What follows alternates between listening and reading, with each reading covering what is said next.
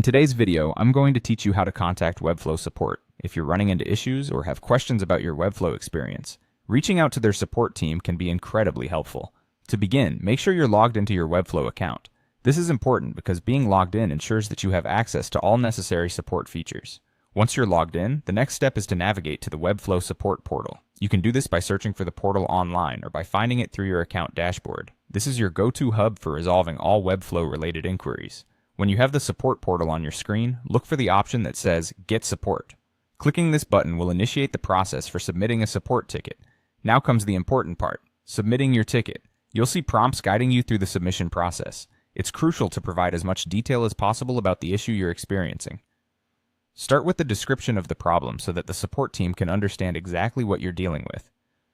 Think about what happens when the issue occurs, what you expected to happen, and how what actually happened was different. It's these specifics that will help the support team to troubleshoot effectively. Moreover, to make your ticket even more informative, try to include the steps that reproduce the issue. This means providing a concise list of actions you took leading up to the problem.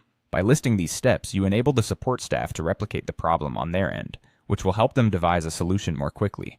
Additionally, including screenshots or screen recordings can significantly aid the process. Visual evidence often speaks louder than words, as it presents a clear picture of what you're experiencing. If you have the tools to capture a screen recording, it can be particularly helpful, especially if the issue involves multiple steps or a sequence of events. Finally, don't forget to include your browser and device information. Different browsers and devices can sometimes affect how Webflow functions, so including this information adds another layer of detail that might be crucial for diagnosing the issue. Specify whether you're using a laptop, desktop, or mobile device, and mention the browser's name and version if possible. Once you've filled out all the necessary details in your ticket, submit it through the portal. After doing so, you'll usually receive an email confirmation acknowledging that your ticket has been received. Remember that Webflow's support team is there to assist you, and the information you provide will help them help you more efficiently. And there you have it, a comprehensive guide to contacting Webflow support that should streamline the process the next time you need assistance.